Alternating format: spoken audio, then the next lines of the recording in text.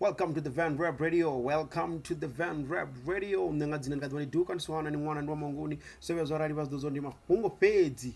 Eish mafungo ndadanga na musindiani ala maningo. Ngo kuveruke chitu.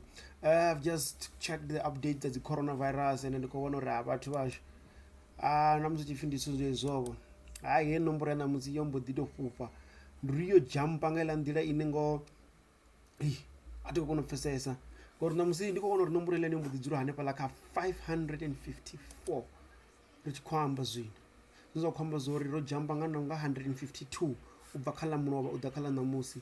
Batho ba shinda ngatamba zone ndizori arilingedza rizamo riri tagomele ane fora bahone lichididiwana zori bangwe ku difuna uri distreleze marando wana zori mufarisi wanu kana nyinyo na dzurana ane kwa jaratani uko tiyo ya shumi ngori adzura pasi zote zuya ima.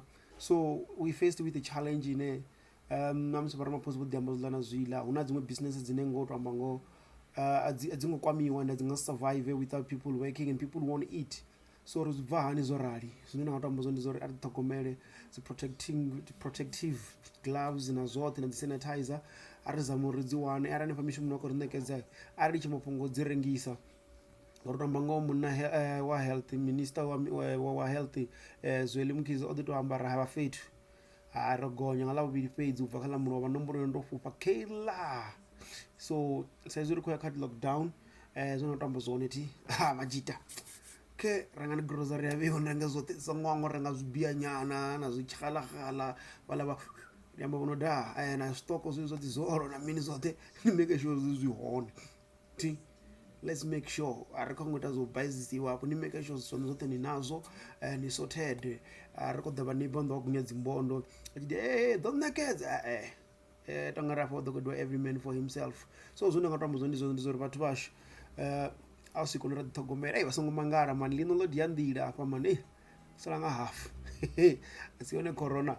So we're sitting on amount of kana morane wori yagonyanga manda nombora ndako demba yono rive afraid to increase nga 152.